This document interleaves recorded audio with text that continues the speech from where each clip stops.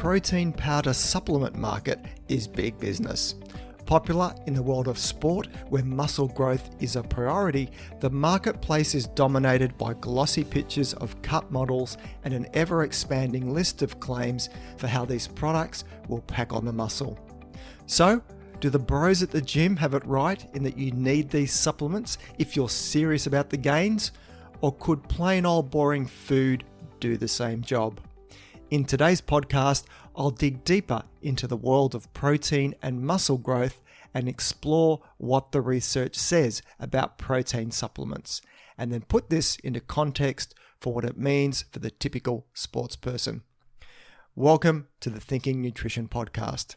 My name is Tim Crow, and I'm a career researcher, educator, and science communicator, with most of this spent in the field of nutrition. How do you make sense of so much conflicting information in the field of nutrition?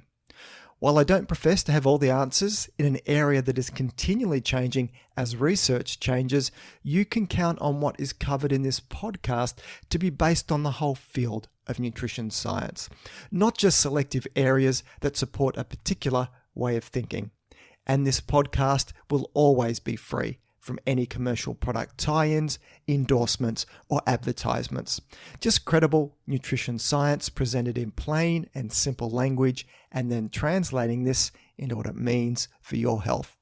So on with today's show. The protein and amino acid supplement market is big business.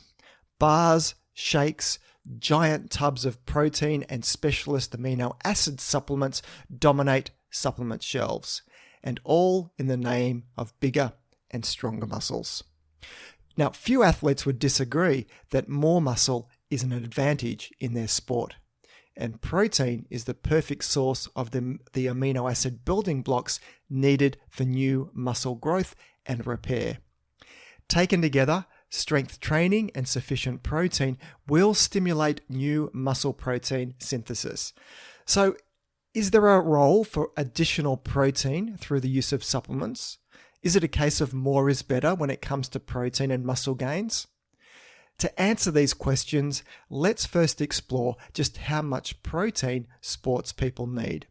Consensus position statements, such as those produced by the American College of Sports Medicine, give the range of 1.2 grams to 1.7 grams of protein per kilogram of body weight. But the top end of that range of 1.7 grams of protein per kilogram of body weight is for elite endurance athletes and athletes in strength and power sports, and those in the early stages of a strength training phase as they ramp up their gym training. The recreational athlete, which describes the vast majority of active sports people, should aim for the bottom end of the range, which is around 1.2 grams of protein per kilogram of body weight. And just to add to the current science here, a 2017 meta-analysis of 49 studies looking at protein supplementation in resistance exercise training with a focus on muscle gains found that consuming protein above 1.6 grams per kilogram of body weight did not result in any significant further muscle gains. And I'll link to the review in the show notes. So all this talk of protein needs and expressing it in grams per kilogram of body weight assumes, of course, you know how much protein you're actually consuming in the first place. So outside of doing some detailed self-dietary analysis, let's look at how those protein requirement numbers stack up against a regular diet. As an example, protein intake and body weights collected in the 2011 to 2012 Australian Health Survey showed the average Australian male already eats 1.2 grams of protein per kilogram of body weight. And for the average female, it's 1.1 grams of protein per kilogram of body weight. And this is for mostly sedentary people who are not following any special high protein training diet. Now, sports people do have higher energy needs, so by simply eating a greater volume of food with a focus on a higher protein content, it's very feasible for any athlete to get their protein requirements from food alone. No supplements needed. And this concept that athletes can meet their protein needs with diet alone has been backed up by research, with numerous dietary surveys showing the normal diet of strength-based athletes provides about 2 grams of protein per kilogram of body weight per day, and that is before using any protein powders. But before you think there's nothing to see here when it comes to protein supplements, they cannot be dismissed altogether. There are circumstances where supplementation is an appropriate and convenient option for athletes, such as when traveling or during an intense training schedule, where it is physically difficult to access, prepare, and consume food as proper meals. So, ready-to-drink protein supplements and solid bars do make for convenient on-the-go snacks. And then there is the case for athletes trying to drop weight on energy-restricted diets. They may find it harder to meet protein requirements, so a protein supplement could be of use during that time. Under energy-restricted conditions, a greater proportion of amino acids are used for energy production, resulting in fewer amino acids available for muscle growth. So the idea to supplement with protein here has some merit. While the research in this area is not as mature, there have been several commentary articles advocating that for athletes trying to drop weight and wanting to maintain and promote lean body mass, then protein intakes of between 2 and 3 grams of protein per kilogram of body weight could be considered. At these sorts of numbers, protein supplements certainly enter the game. So, moving on from daily protein requirements, what about the notion of optimizing muscle growth through the timing of protein consumption? Optimal muscle growth and recovery are more than just about meeting daily protein needs. And this is where the concept of protein timing around exercise has some credence.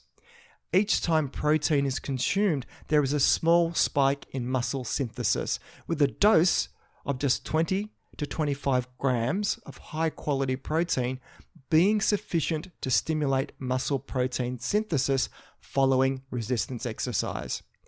Having these protein doses spread throughout the day can help to maximize exercise-induced muscle growth and aid in the repair of damaged muscle tissue. Eating quantities of protein above this 20 to 25 gram range in one sitting offers only a limited additional benefit, with a very minor 10% further protein synthesis when the amount is doubled to 40 grams of protein. However, despite the common recommendation to consume protein as soon as possible post-exercise, evidence-based support for this practice is currently lacking. That does not mean that it shouldn't be done, only that it shouldn't be treated as gospel, despite what the bros at the gym may tell you. How long this mythical post-exercise muscle anabolism window remains open for is still hotly debated, but it likely exists for several hours. So, fear not, gym goers, your muscle gains are not going to shrivel away simply because you didn't chug down your protein shake within 5 minutes of your last set of bench presses. And there is a nice commentary paper on this topic of protein timing published in 2013, which I'll link to in the show notes. So, combining all of the protein timing research together leads to the conclusion that the body likely responds best to regular small doses of protein throughout the day. I like to call this new muscle growth optimization protocol regular meals and snacks with a focus on higher protein foods. Others may just call it eating. So that's dose and timing done. What about the form of protein that is best to consume? Not all protein sources are created equal because of their amino acid makeup and how quickly they are digested and absorbed. And in the field of sports nutrition research, it's dairy protein that consistently receives a lot of the attention. The two main proteins in dairy are casein and whey. They are digested and absorbed at different rates, while with whey appearing more quickly in the bloodstream than casein. Most protein supplements are based on whey, but that's more due to convenience because of its ready availability. It's a waste product from cheese manufacturing after all. Whey protein is of particular interest because it appears to have a stronger anabolic effect on muscle growth, thanks to a higher content of a specific essential amino acid called leucine. Leucine is a branched-chain amino acid, and it is particularly popular for its ability to build muscles and activate a protein called mTOR, which triggers muscle protein synthesis. Now, the whey protein supplement market falls under three main types of whey protein. First, there is whey protein concentrate, which is typically 70 to 80% protein by weight with a small amount of lactose and fat. It's one of the cheapest forms of whey. Then next, we have whey protein isolate, or WPI. WPI powder is usually 90% protein by weight, with negligible amounts of carbohydrates and fat. Because of its higher protein content, it costs more than whey protein concentrate. And finally, there is whey protein hydrolysate, which is characterized by shorter peptides or amino acid chains, supposedly resulting in even more rapid digestion, but evidence to date is conflicting. With a growing interest in vegetarian diets, soy protein is also a popular option. Soy is considered a high biological value, rapidly digested protein. It comes as both a soy concentrate and soy isolate. It is often used in mixed protein supplements and protein bars. While the balance of research indicates that whey protein may have a small edge for muscle building, some studies have found soy foods to be just as effective as whey protein in terms of its ability to promote gains in lean muscle mass. One study, for example, found daily supplementation of 50 grams of soy, whey, or a soy whey protein blend in 20 male athletes engaging in a weight training program all resulted in similar increases in lean body mass and did not negatively affect testosterone or estrogen levels. And I'll link to this study in the show notes. This shows that soy protein can be just as effective as whey protein in building lean muscle mass as part of a dedicated exercise and nutrition regimen. Pea protein powder is another protein powder that is growing in popularity, especially among vegetarians, vegans, and people with allergies or sensitivities to dairy or eggs. Pea protein is not absorbed as fast as whey protein, but it is absorbed quicker than casein protein. There hasn't been a lot of research into the muscle-building properties of pea protein, but at least one 12-week study involving 161 men doing resistance training who took either 50 grams of pea protein, whey protein, or a placebo non-protein powder each day saw similar increases in muscle thickness between the pea and the whey protein groups, and both were superior to placebo.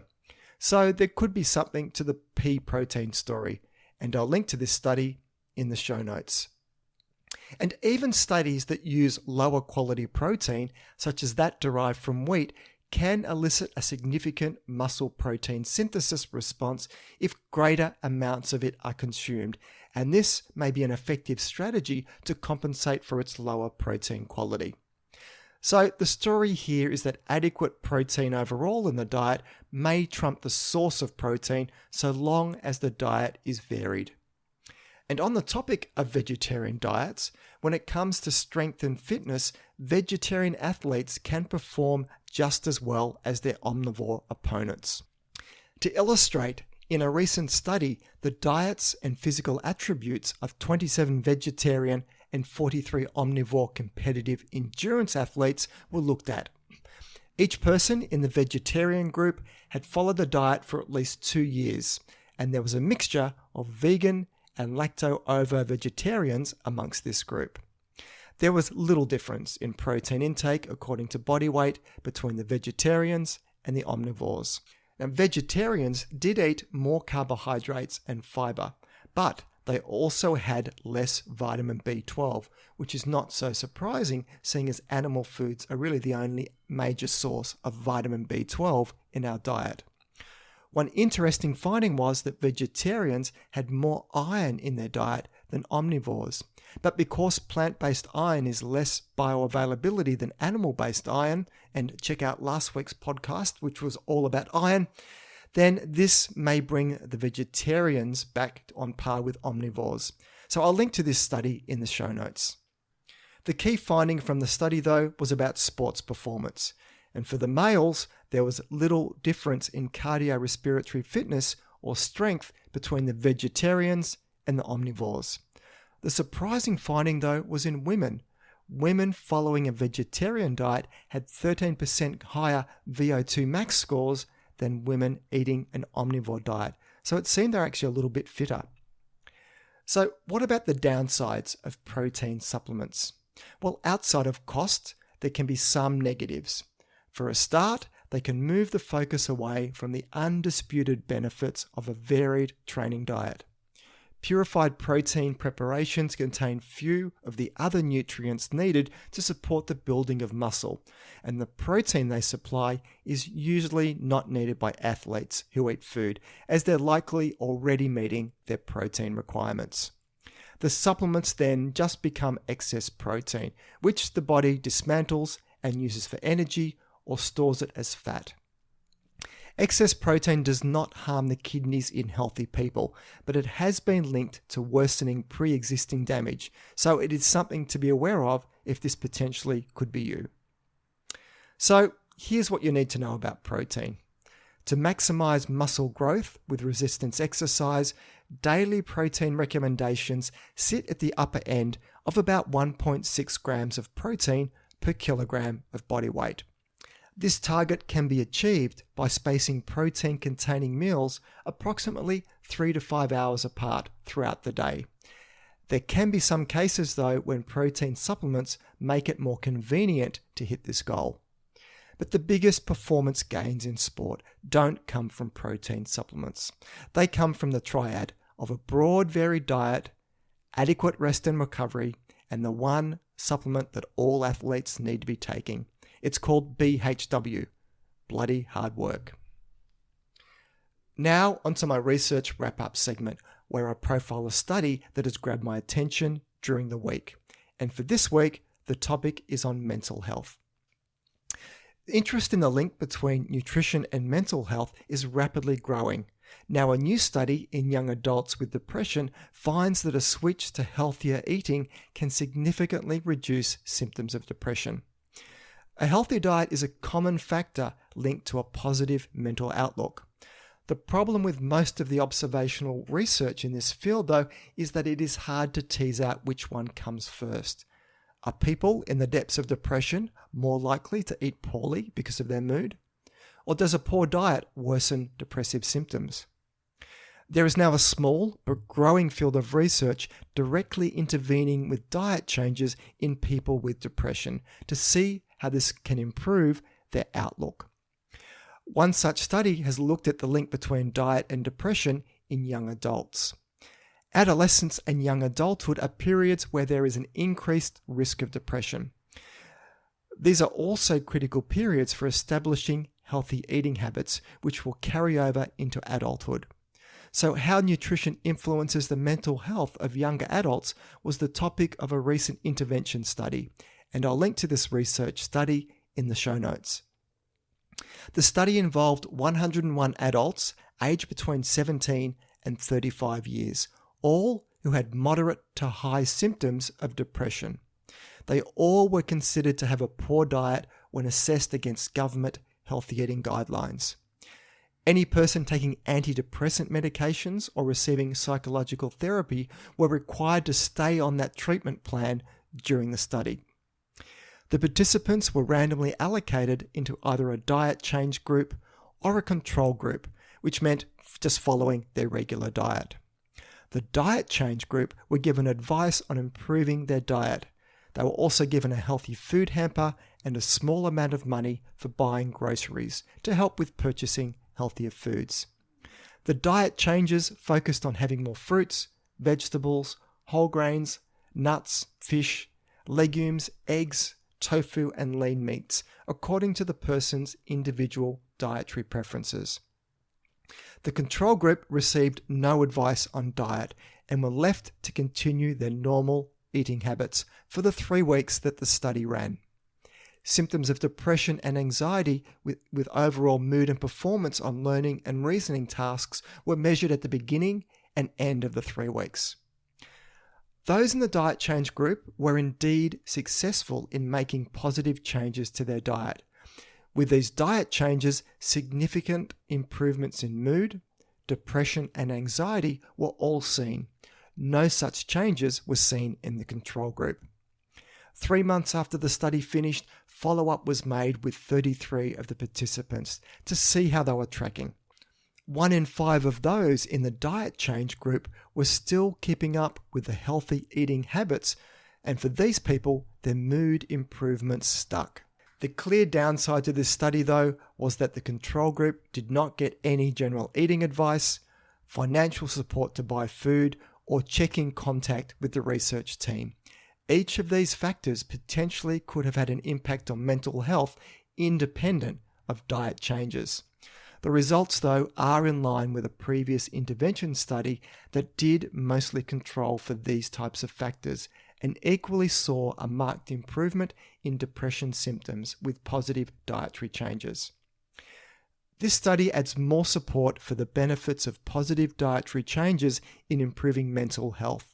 Counseling, emotional support, and medications all have their role to play, and now it seems that diet is another cornerstone to consider in dealing with depression.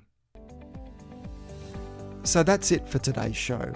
You can find the show notes either in the app you're listening to this podcast on, if it supports it, or else head over to my webpage at thinkingnutrition.com.au and click on the podcast section to find this episode to read the show notes. If you find this podcast of value, then please consider sharing it with your friends and colleagues, or maybe even leave a review. This all helps increase the ranking and reach of the podcast, which means a big win for credible, evidence-based nutrition messages while helping to dilute out the crazy and making the world a slightly less confusing place. I'm Tim Crow, and you've been listening to Thinking Nutrition.